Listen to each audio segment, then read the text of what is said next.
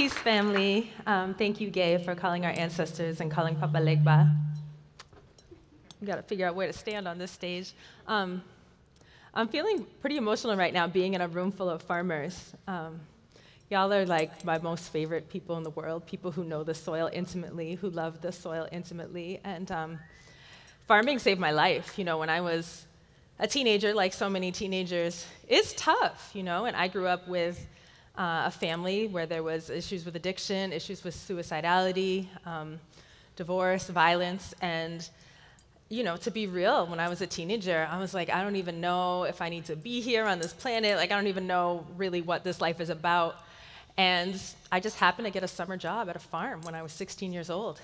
And there's something about that elegant simplicity of like, you plant something, you take care of it, it produces food, people are nourished, you start over in that cycle. Like, nobody can say that that is a worthless thing to do, that it's bad.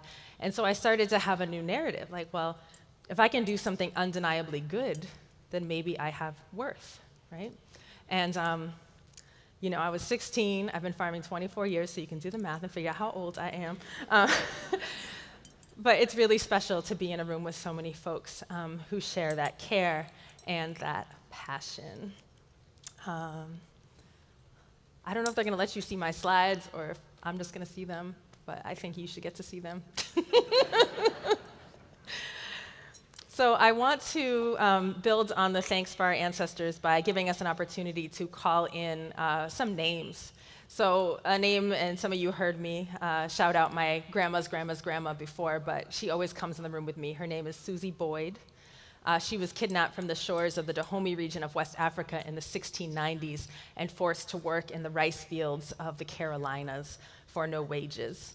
But the thing about Susie Boyd that is so incredible is that she and so many other women who were living in West Africa, they knew this was coming. They were watching their brothers and their parents get snatched up. And so they started a practice of gathering up their okra, their cowpea, their black rice, their millet, their sorghum, right? And braiding it into their hair every time they did it to make sure they had some insurance for future times.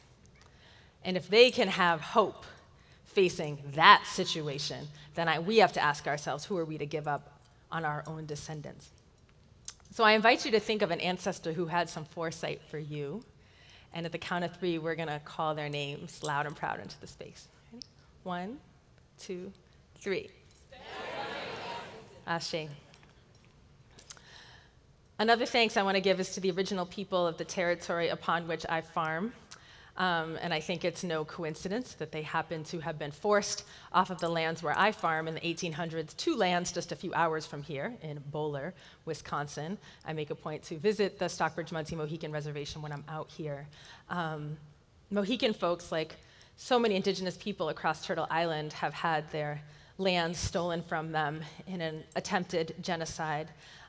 And with immense brutality. And I think it's important not just to name the original people of the lands upon which we steward and stand, but also to ask ourselves, like, how are we going to be in solidarity? How are we going to ask and listen what needs to be done? So in the case of Mohican people, they're dealing with a pipeline, the E37, that's about to run through their ancestral territories in the Hudson River, right? They're dealing with the fact that they don't have enough lands around their reservation to do the type of agriculture they want to do, that some of their seed varieties are being lost, and so we're trying to engage, right, and support. And the final shout out that I want to give is to my team at Soulfire Farm. I think there can be this weird little hero industrial complex thing that goes on where people are like, Martin Luther King was the civil rights movement, right? Or like Vandana Shiva is ecofeminism. But here's the thing, it always takes a team. It always takes a team to do any change making worthwhile. And the only reason I can be here wearing clothes that have no chicken shit on them is because Justin has chicken shit on his boots, right? And so we need to remember that the collectivism and to shout out that collective voice. So we're going to take a journey together through history, because if we want to talk about uprooting racism and seeding sovereignty in the food system, we have to look at how we got the food system that we have today, right? So we're going to take a little march through history, try to understand how we arrived where we are, and then, because that might be a little depressing, as you can imagine, we will talk about the solutionaries and the work that's been going on parallel to that to heal and repair and create justice. Okay? So we'll start here with this painting that my sister Leah Penniman created of Susie Boyd, our great-great-great-great-grandmother, braiding cowpea into her hair. And, has anyone here ever gotten their hair braided before? Okay. So what's it like? It hurts. It takes a while. You got to sit there between your auntie's knees, right? While your hair is getting braided over that 4, 6, 8 hours, story is transmitted, culture is transmitted, wisdom is transmitted. And my little midrash that I add to the seeds is that our wisdom of how to be in right relationship with the land was also transmitted in those moments. A lot of folks don't realize that almost everything that we consider regenerative and organic agriculture has Afro-Indigenous roots, right? Has anyone ever done a texture by feel soil test before? That's Yoruba, y'all, all right? Has anyone ever either encouraged worms to proliferate on their farm or actively composted with worms, vermicomposting? Anybody? That's from Cleopatra, 50 BCE. She put out an edict that said that anybody who harms an earthworm would be put to death. Now, mind you, I am not in favor of the state murdering its citizens. However, the fact that she recognized the ecological benefit of the earthworm and had a whole cadre of priests whose full-time study was dedicated to protecting the earthworm says something, right? If you've ever heard of dark earth or terra preta, simultaneously developed by indigenous people in what is called South America, as well as indigenous women in Ghana and Liberia, where you combine ash, bone char, crop residues, palm oil making residues to create this super pyrogenic carbon, dark compost. Pretty much everything permaculture is indigenous, right? That's sort of a problematic term for me, but if you talk about integrating fruit trees together with medicinal herbs that attract pollinators and mine minerals out of the earth and create these cycles, all of that comes out of the polycultures of indigenous people around the world, right? Our first irrigation, our first domesticated animals, our first rotational grazing, our first tools, and many tools to come. Even things like the credit union. Does anyone use a credit union instead of a bank? It's a really good idea. That comes from black women in the west of Africa. It's called the susu, right? And it's this idea of collectivizing our money and democratizing our wealth. Has anyone ever had a work party at your farm? Comes out of Dokpwe of Dahomey region, or the Combits in the Caribbean. And so this idea that we can collectivize our labor and that we can think beyond wages as the way that we pay for or try to own other people's labors, that there's exchange that can happen, and on and on and on. So here they are braiding these seeds into their hair and also braiding this wisdom, right? But we get to the United States, and it's not so much about the wisdom of being in right relationship with the earth and the human community. There's a different agenda, right? Here in the colonies, later the US. Does anyone know what this picture represents? Man, this is an educated crowd. This is manifest destiny. The idea for manifest destiny is actually rooted in an even older idea called the Doctrine of Discovery, which came out of the Catholic Church. In 1455, Pope Nicholas put out a decree that said that white Christian nations should go forth, colonize, enslave, pillage, and steal the land of non-Christian, non-white nations. That was the beginning of the Age of Discovery, the Nina, the Pinta, the Santa Maria. You all read that, right? What it resulted in is, of course, the theft of the entire continent, except for a few reserves, as well as the displacement of the ecology. And it's not like this is ancient history. People continue to struggle for their land, and the Supreme Court strikes them down, right? If you look at the 1823 McIntosh case, it's the first time the Supreme Court ruled on the Doctrine of Discovery. They said white settlers have the right to the land, indigenous people do not. It was nicknamed the Finders Keepers Law. I'll let you figure out why, right? Most recently, the Supreme Court upheld the Doctrine of Discovery in 2005 when the Oneida Nation in my own state of New York sued the state for some of its unceded, stolen territories. Unceded means that there wasn't a treaty signed for it, and they were struck down under progressive Justice Bader Ginsburg using the Doctrine of Discovery. And so this is an ongoing struggle. And I will put forth that I think the entire food system really rests on the theft of land and also the theft of labor. Right? 12.5 million African people survived the journey across the Atlantic. At least 2 million perished in the sea. And contrary to myth, black folks weren't rounded up because of strong biceps or something. people were stolen specifically for their agricultural expertise. If you're interested in delving more into that, read the work of Judith Carney, Black Rice, as well as other titles. But essentially, Northern Europeans were not familiar with the climate in Brazil, in Cuba, in Florida, didn't know how to grow rice, right? Didn't know how to deal with swamps. And so they specifically picked off the Wolof and the Mende people to create those rice fields in the Carolinas and so forth. So a lot of the agricultural technologies we have, including the seeds, the breeds, and the techniques, come from Afro-Indigenous practices. So it would be neat and tidy to think that at the end of formal chattel slavery, that the United States then shifted the way it thinks about agriculture, that it wasn't anymore going to be stealing labor and stealing land. But unfortunately, what happened was a morphing and a changing of that exploitation into new forms, right? Does anyone know what this system is in this picture, what it represents? Convict leasing. So there's a little loophole in the 13th Amendment that says slavery is outlawed except in the case where you've been convicted of a crime. And you can Google it, it's what it says, right? And so the South is freaking out because it's really hard to run these plantations without all that free labor. So they pass a series of laws called the Black Codes that make all kinds of new things illegal. Loitering, that means what? Standing around. Vagrancy. Vagrancy is not having a job, specifically not having a year-long contract on a farm. There's actually a crime on the books called not being upright and honest, the punishment for which is to have your children taken away from you by the state and apprenticed to their former masters so they can learn how to be upright and honest. But needless to say, the prison's filled with African-American people, not for actual crimes, mind you, right? For sitting around like you all are doing. And then they're leased back to the plantations, the mines, and the railroads. And this was not a footnote on history, right? 73% of Alabama's state budget came from leasing African-American people to plantations. So this was a major, continuation of that practice. Folks may know, if you follow the news, that 2019 had the highest rate of convict leasing since 1900. Still legal. The reason being that the current administration is keen on cracking down on so-called immigrants, who, by the way, are the backbone of the agricultural labor in the United States. So there's a shortage. So they went back to having black men work for free, picking the harvest, 2019. 2020 will probably be similar, so we'll watch for that. Moving through history, of course, not all the farm labor was happening from people who were incarcerated. The predominant way that labor continued to happen in the South was through sharecropping. Okay, so sharecropping is a debt peonage system.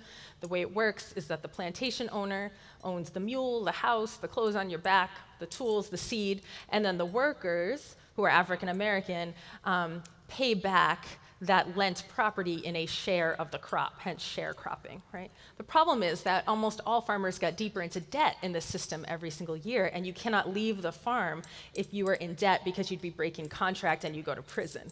So it became a cycle. One of my my most favorite stories about Mama Fannie Lou Hamer, who we'll talk about more later, is that she was a sharecropper in Mississippi, and she recognized that when she was a child, that the plantation owner was taking the scales and adjusting them to undervalue the cotton harvest. So she went in the nighttime and snuck into the shed and fixed the scales to set them right? Mama Hamer. So moving up through history, our people never gave up on the dream of owning land. When 30 clergy met with General Sherman of the Union Army at the end of the Civil War, and General Sherman said, what do y'all need? They said, we need homes and the ground beneath them so we can plant fruit trees and say to our children, these are yours, right? That is a universal yearning for land security. Yet 40 acres and a mule was a broken promise, and black farmers had to save up money over many generations in order to purchase their own land. By 1910, black farmers had purchased almost 16 million acres of land, representing 14% of the nation's farms, an astounding accomplishment. And as you can imagine, the backlash was pretty swift and severe, because these uppity folks, if they are not going to be sharecroppers and not going to do what we tell them, that's a threat to the way of life in the South. And so you had the rise of the Whitecaps, the Ku Klux Klan, the White Citizens Council, which quite literally terrorized, burned down the homes of, murdered, and stole the land of black farmers, driving many of them to the north in the Great Migration. Don't let them tell you that it was going north to seek economic opportunity. It was a refugee crisis. So again, there's a labor vacuum, right? People are leaving the land. And another key moment in history that I wish the powers that be in the United States had gotten together and say, this really isn't cute what we're doing at all. Maybe we should think about living wages and land reform. But instead, the question was, who can we exploit next? And does anyone know what program came around early 1900s? Bracero program. I was corrected too. First, it was the Filipino and Chinese workers in the late 1800s. Then there was the Chinese Exclusion Act, and then it was the Bracero, then the H2 and H2A. Right? And so I'll tell you a little story about this to illustrate kind of the insidiousness of relying on the guest worker program in the way we do. A friend of mine, who will go unnamed, works at his state land-grant university teaching the next generation of farmers. And he asked them at the beginning of class one day, how much would you need to be paid to work at the meat packing plant in town? So I'll ask you the same thing. Just picture a meat packing plant. We're talking about hogs in this case. How many people would do it for $15 an hour? Raise your hand. Okay, 20, 30. Okay, $50 an hour. I think we've got like 4% of you with your hands raised. You're not alone. This person's students said basically the same thing. There was actually 0 of them who would work at that meatpacking plant for any amount of money. And they said, well, it's dangerous. You're very likely to lose a limb. At least you're going to get repetitive stress. You can't get the smell out of your clothes and your hair, right? And they added, by the way, that's Mexican work, right? And so I had the same reaction. I was just kind of shaking my head like, oh, they're so racist or whatever. I mean, it was all white students. And that is true. And also, we're all complicit, right?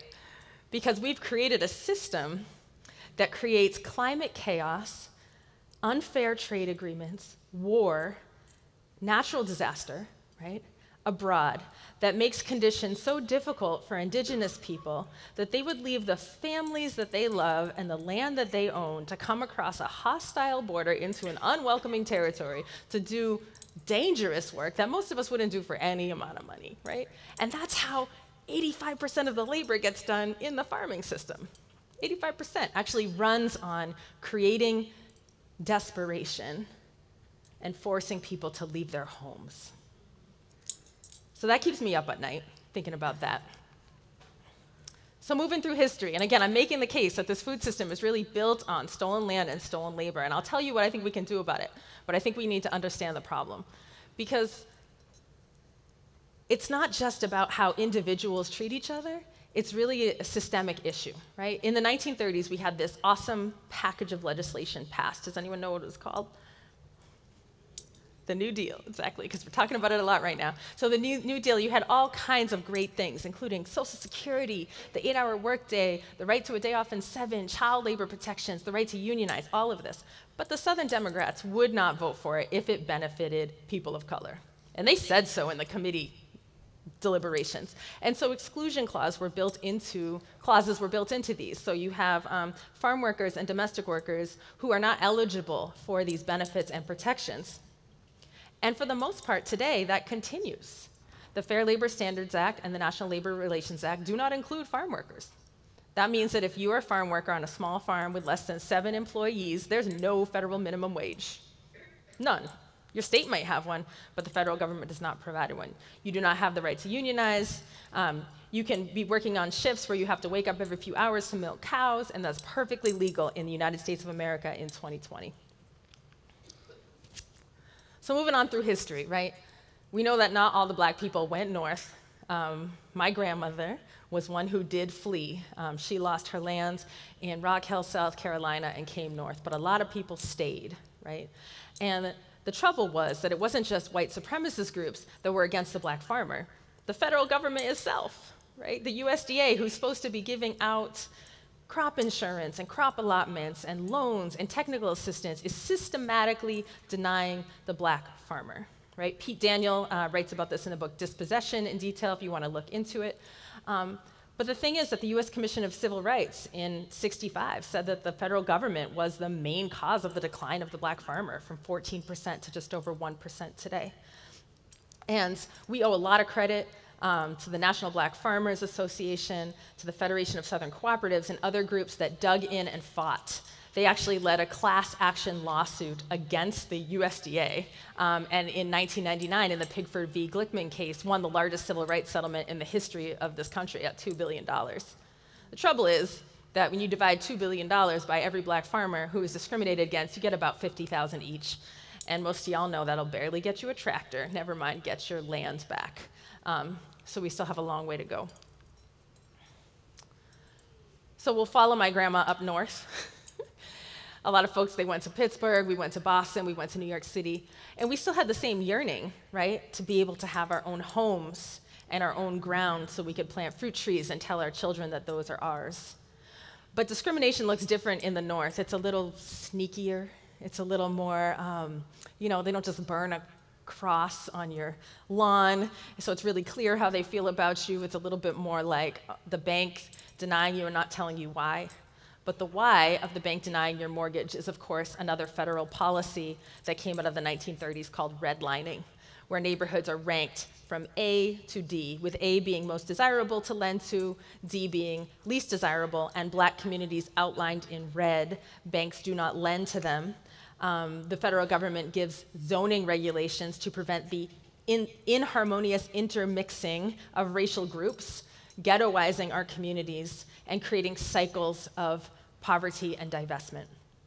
Redlining is one of the primary reasons why in the USA today, when a white baby takes his or her or their first breath, they are on average 16 times wealthier than a black child when they take their first breath.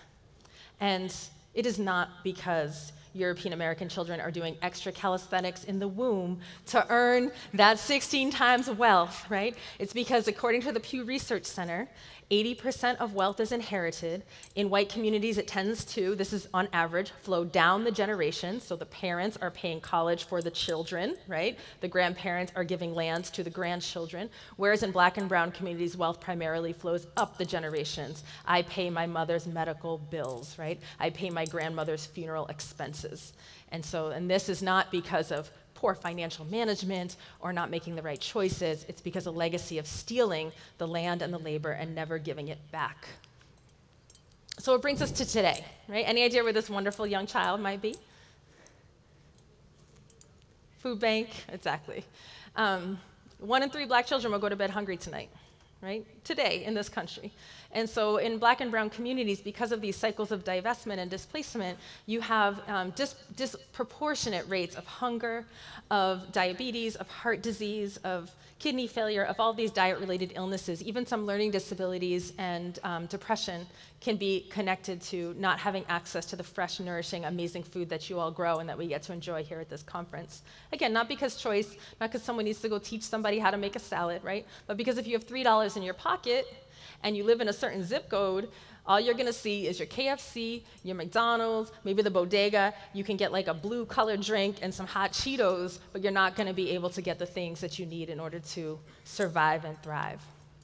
Right, it brings us to where we are today, where, as I mentioned, around 85% of the agricultural labor is done by Latino, Latine workers, yet only about 2% of farms are managed by this population. So Department of Labor stats last year said that farming, being like a farm owner-manager, is the whitest profession in the United States. Sometimes it's a veterinarian, they switch back and forth, whereas being a farm worker is the brownest profession in the United States. So we have some things to look at in our sector, right? And it brings us to where we are today, where according to the 2017 USDA census, around 98% of the farmland in this country is owned by white people. And this is the most racially skewed it's ever been. Actually, it's getting worse over time. If you believe in justice, it's getting worse over time. So, I really also believe that the way that we treat one another, our human siblings, is mirrored in the way that we treat our non-human siblings and treat the earth. So it's not a surprise that industrial agriculture and our food system is a major driver of greenhouse gas emissions, of water withdrawals, of biodiversity loss, of habitat conversion, because I believe we've broken that covenant of the seeds braided into our ancestors' hair, rather than remember and nourish and plant them as a society. They've been forgotten by many. So, I'm gonna talk about the good news and what we're up to and what others are up to try to make it right. But I've been talking a long time, so I'm gonna give you just 2 minutes to talk to the person next to you to answer this question. Where were your ancestors in this history, and how are your people connected to these past events? So make a friend, talk for a minute, and I'll call you back.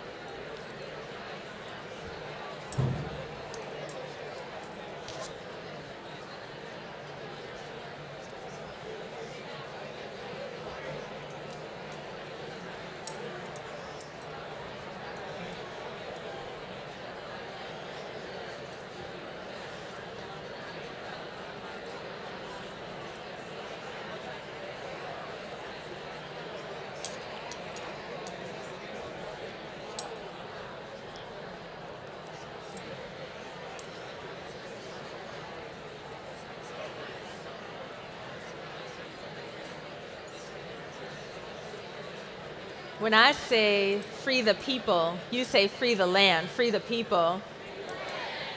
When I say free the people, you say free the land, free the people. Free the people. Free the people. By any means necessary. Welcome back. Welcome back. Thank you for trusting the person next to you with your story. Thank you for the courage to listen. And I hope that I'll get a chance to talk with many of you later about what you shared. So let's talk a little bit about those who didn't break the covenant and those who remembered the lesson of the seed and what we can learn from them as we move forward to create a just food system where we all have access to land and food and right livelihood, which is something I hope we share, a belief that it's a basic human right. So Soulfire Farm was actually born out of this legacy of remembrers and stands on the shoulder of so many of the ancestors that we'll talk about in a moment.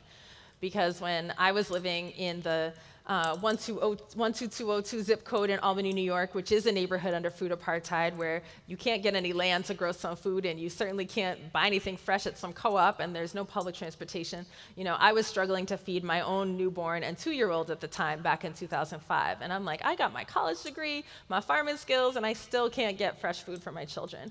And when our neighbors started to, find out that we knew how to farm, they were like, well, when are you going to start the farm for the people? Like, when are you going to start our farm? So Soulfire was really born out of this idea that to be free, we need to feed ourselves, right? So we're an Afro-Indigenous community farm in rural upstate New York. Like I said, Black, Indigenous, Latino, Asian led, and we work on 3 basic things on the farm. The first one is to take care of 80 acres of land, producing vegetables, fruits, medicinal herbs, mushrooms, sheep, chickens for eggs and meat, and so forth. And to take this food and do what we call as solidarity sharing. So we do solidarity sharing by making sure the people who need the food the most in our community have access to it. These are refugees, immigrants, people who are incarcerated and their families, people living in zip codes under food apartheid. And we've gone through a couple different models of this. One is the CSA model, so we have people paying above market in the CSA so that people can pay below market value in the CSA and the farmer still gets a paycheck. We also have our institutional sharing model where we collaborate on funding sources with organizations like the Center for Law and Justice so that they can get the food into their clinic, or the Victory Bus Project, which gets foods into prisons, or the Refugee Welcome Center, which, as you can probably tell, welcomes refugees, right? And something that's so cool about all of this like really delicious food that we grow is all of the farmers around us were completely side-eyeing us when we went up into the Rocky Mountains to try to have a vegetable farm. They're like, you cannot farm on that land. It's never going to work. And mind you, they can afford, a lot of these farmers can afford, or they inherited these like beautiful river bottom soils and so forth. But we didn't have that. We didn't have money like that. And a lot of our communities don't have money like that. So we had to take what we learned from urban farming and remediating soils by building up so you don't get lead poisoning and all that stuff in order to apply it in this rural space. And our veggies are dope and they don't make fun of us anymore. So it's good. But of course, we didn't make up this idea of feeding our community, right? We stand on the shoulders of those who came before us, who remembered the seed. Does anyone know who this is? Black Panther Party, feeding 20,000 children breakfast every single morning in Oakland, right? The core of what the Black Panther Party did was its survival programs. They provided clinics and schools and rideshare programs and food. And while the federal government did have a free breakfast program on paper, they didn't actualize it until they had the model of the Black Panther Party. So if children in your community enjoy food in school, we can thank these folks.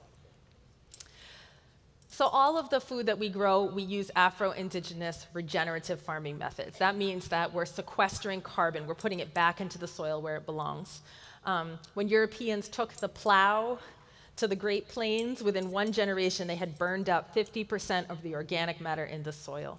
So even our soils, when we got there, we were looking at, for our area, pretty low organic matters, 2, 3, 4% at most. We're now looking at 10, 12% organic matter on our farm because of no-till, cover cropping, deep mulches, et cetera, polycultures. And the same thing with our buildings. They're all clustered into 1 acre to make sure that we're not destroying the habitat for the bears and coyotes and owls and mountain lions and everything that live out there. And they're built out of the stuff of the earth, like the clay of the land to make adobe, right? The straw bales, which is a waste product, the timber frame, passive solar, and so forth. But of course, we didn't make up this idea of regenerative agriculture or regenerative building. Anyone know what Tuskegee University was literally built out of? Adobe bricks. Adobe bricks made by the students. So Tuskegee University, first black ag college in the United States. Dr. George Washington Carver was on founding faculty. And it's Black History Month, so if you've gone to any Black History Month elementary school celebrations, you've definitely seen this man's picture with like a peanut next to it, right? Because he made like 1,000 peanut inventions, but a lot of people don't know why he was obsessed with the peanut. And it's because it's in the legume family. And the legumes are the very best friend makers of the plant kingdom because they can talk to rhizobial bacteria and tell them to come over into this nice root nodule that they made and filled with sugars and made it all nice and warm. And the only thing that the bacteria has to do in exchange is inhale atmospheric nitrogen and turn it into an organic form. It's a good deal.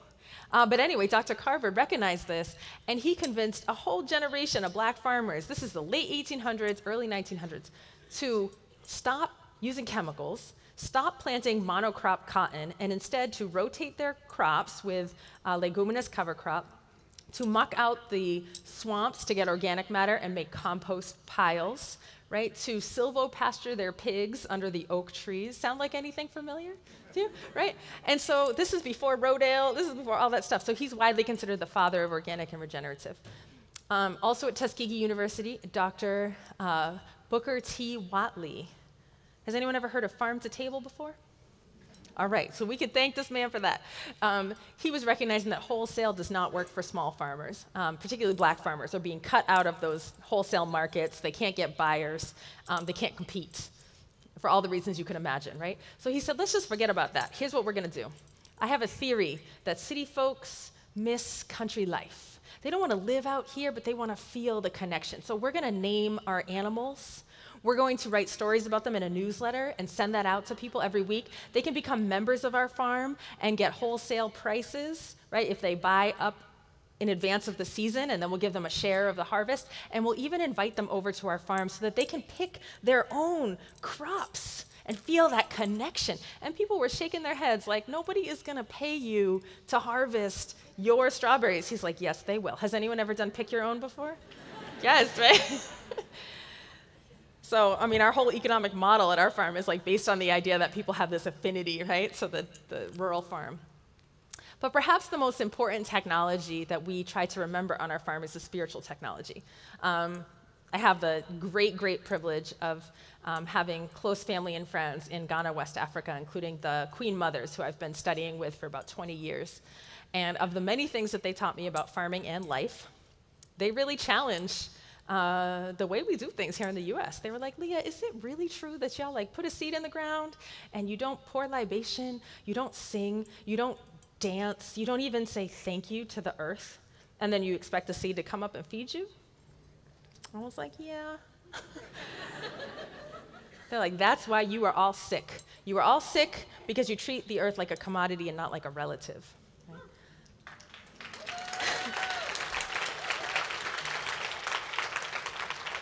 So here we are looking a little bit the fool doing our rain dance, but you know, our crops grow, so you should try it at home. Definitely try that at home.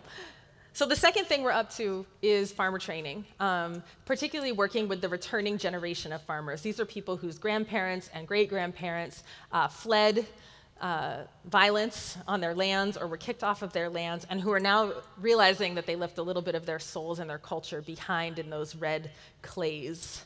And we never thought we were going to be a training center, but as soon as we sold our first bulb of garlic, we started getting phone calls from people saying, can we come apprentice? Can we come learn? Can we da-da-da? So we're like, all right, we need to start some programs. So we have these week-long trainings that we run all season, as well as year-long apprenticeships, day-long workshops. About half of our programs are Spanish first or interpreted because it would be super hypocritical if the main folks doing all the work on the farm speak Spanish or indigenous languages and we didn't have anything to share. So we're working on that. And the thing that makes me so excited is the work of people who have graduated from Soulfire Farm's programs, many of them who are in the room. And if you want to hear from them, actually, the workshop we have at 3:30 will feature Viviana Moreno, among others, of Catatumbo Farming Co-op. That's an immigrant, migrant, Latine, queer-owned farm that feeds the community fresh, healthy vegetables and medicines through their own hands power. Another wonderful alum and board member, Keisha Cameron, does fiber and meats outside of Atlanta, Georgia, and is working really closely training other farmers in her community and so on and so forth. We think of growth not as like, how do you grow up, but how do you emulate the forest, which shares its sugars and nutrients and messages and minerals through a web of mycelium to support and strengthen the other trees in the forest. So may our forest grow strong. Part of our farmer training program, of course, includes our young folks. It's kind of like the black and brown future farmers of America, you know. These are our babies, and what I love about this cohort, this is our week-long farm camp, and we thought it would just be like 1 year, and then they would move on, but they just kept coming back like the same kids. So this will be year 4, and I think we're going to cut them off and like let some other children into the program, but they're here with their ancestor staffs. So we teach them the practical farming skills, like the scientific stuff, but we also teach them how is it that you listen to the voice of the wind? How is it that you hear the messages of your ancestors to make sure that you're living a whole and complete life. But of course, we didn't make this up either, this idea of having a community farm that's educational where people can come and be safe. We got to shout out our ancestors who remembered. On the right-hand side, y'all know who that is, right? Fannie Lou Hamer. So I already told you one story about her. I'll tell you another one, is that when she was doing her organizing for the civil rights movement, a lot of the younger activists questioned her methods. They'd go into her house and she would have all of these canned goods on the wall, and she spent all this time farming, and they're like, shouldn't we be doing more door knocking and doing this or that? She said, look, child, if you have 400 quarts of greens and gumbo soup canned for the winter, nobody can push you around or tell you what to say or do, right? By contrast, if you have nothing canned for the winter, as soon as they put those chains around that grocery store, I'll give you 2 days before you tear up and burn your ballots because you need to feed your children. And so fundamentally, we can't really be free until we have those means of production. And she put her action where her mouth is. She started the Freedom Farm Cooperative in Sunflower County, Mississippi, and it's specialized in welcoming and making home for sharecroppers who'd been kicked off their land for registering to vote, because that was one of the ways that the plantation owners continued to try to control Black people, was to say, well, you know, you lose your job and your home if you get involved with that civil rights stuff. And so she had over 70 former sharecroppers as co-owners in this co-op. Another example is Mama Shirley Sherrod, who's alive and well, Papa Sherrod as well. They just celebrated the 50th anniversary of the New Communities Land Trust in Albany, Georgia, which is the first ever community land trust in the United States. It also was the largest Black landholding at 5,700 acres and involved 500 Black families together. If you haven't watched the documentary Arc of Justice, definitely check that out, because these are true pioneers in the land trust movement. So the third and final thing that we are up to is the organizing work. And this came because some of my elders, Baba Muhammad, Baba Half Kenny, who were very involved in the civil rights movement, even my mom, they were like, oh, it's super cute that you have young people with ancestor staffs and like that you distribute carrots. I appreciate that. However, do you know what real Black farmers do? I didn't. And they explained to me that Black farmers absolutely were the backbone of the entire civil rights movement. Because if you think about it, you're trying to organize like a voter rights drive or desegregation campaign. It's not like you're going to be able to rent out the Radisson and just openly talk about what you're trying to do in the South. It's not going to happen. So you had to have a place to meet, sleep, eat. The Black farmers provided armed protection. They leveraged their land as collateral to bail people out of jail. They kept lookouts out for the night riders, and if someone was coming down the road to get you know, they fell a tree to slow them down. And so all this was going on. There would be no civil rights movement without landowning Black farmers. So my elders were like, what you gonna do? Like, what are you gonna do about that? So we've tried to get more involved in the political organizing aspect of things as well. Of course, we make our farm available for people to come, but additionally, we've been working with others on a people-to-people reparations initiative called the Reparations Map, where you can go online, you can see all of these incredible projects that are led by Black, Latina, Indigenous people, and support them. They might need anything from a hug to a tractor to 40 acres, and if you got it, you can just give it. And it's a really great way to get started with the concept of repairing harm. Folks who were involved in the Reparations Map were really excited about how it was going and thought, well, we should like get together and really form an organization around this. And so the Northeast Farmers of Color Land Trust was born. It has 250 members in the New England states and upstate New York. It has a board of directors that includes local Indigenous folks as well as farmers. And their goal is to facilitate the peaceful and accountable transfer of land from settlers back to Indigenous communities and also to farmers who've been dispossessed. And it's been so heartening to see people are lining up to sign option agreements to promise to give acres back because people know what's right, you know, really powerful.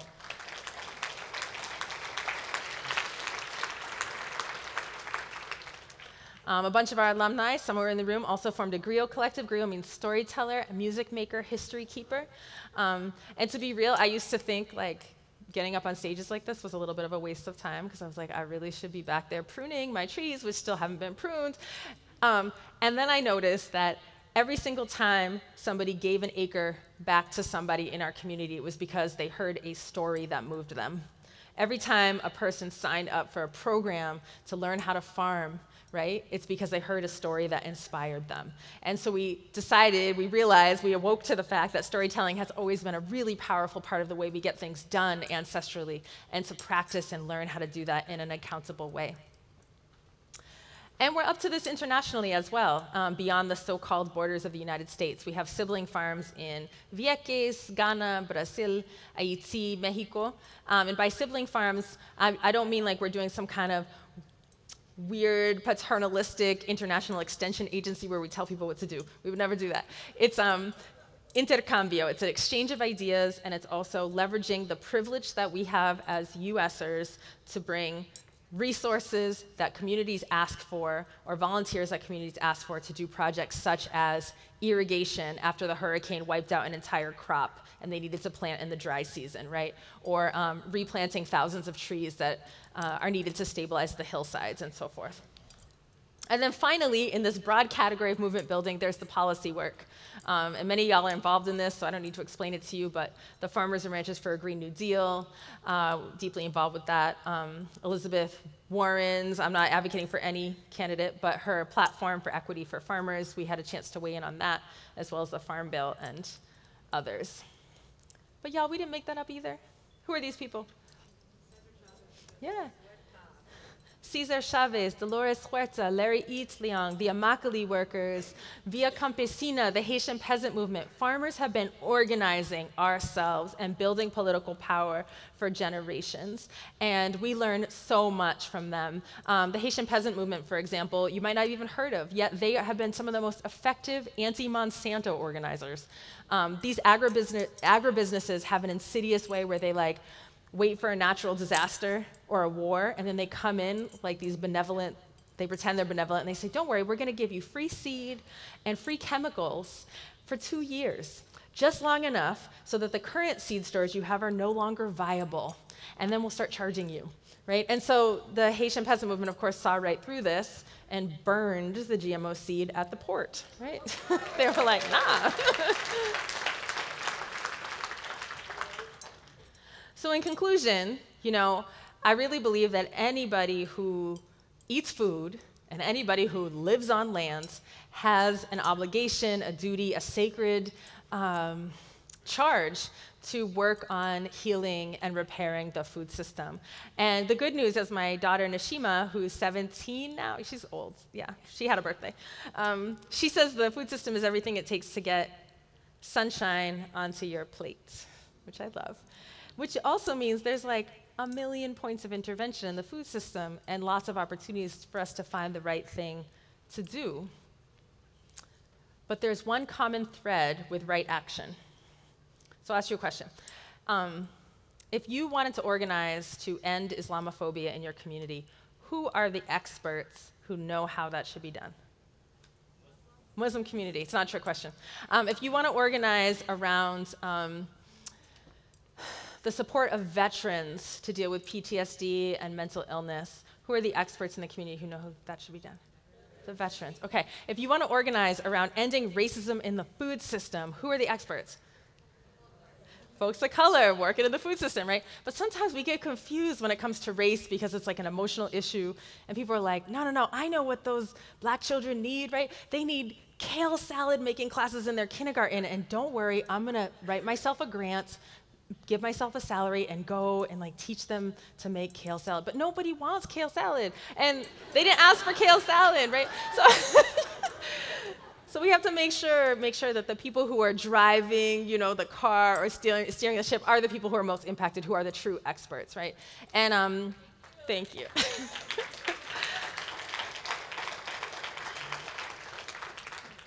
So we're going to be going over some action steps in the workshop later in more detail, but we have 500 things you can do listed on our website, but they do have a common theme of examining what time you have at your disposal, what money, land, connections, platform, resources, and how can you transfer those in support of frontlines organizations, meaning organizations led by the people that are most impacted. And some of those organizations are here. Farms to Grow, talking about Black Dirt Farm Collective, D-Town Farm.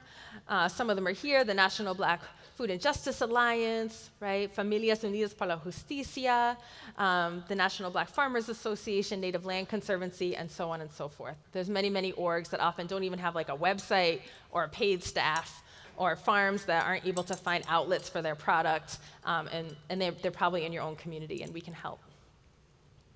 So I'm going to end with a poem that I love, and it's made even more sacred because its author recently transitioned into the ancestral realm. Mama Toni Morrison is one of the inspirations for writing Farming While Black. She said, if there's a book that you need to read that hasn't been written, go and write it. So here we go. See what you can do.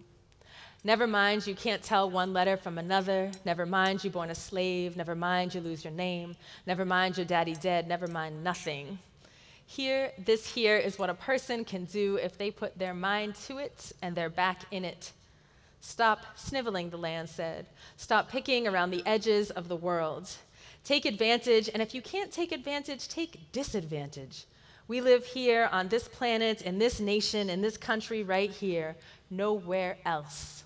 We got a home in this rock, don't you see? Nobody starving in my home, nobody crying in my home, and if I got a home, you got one too. Grab it. Grab this land. Take it, hold it, my brothers. Make it, my sisters. Shake it, my siblings. Squeeze it, turn it, twist it, beat it, kick it, kiss it, whip it, stomp it, dig it, plow it, seed it, reap it, rent it, buy it, sell it, own it, build it, multiply it, and pass it on. All together, can you hear me? Pass it on. Thanks so much, everyone.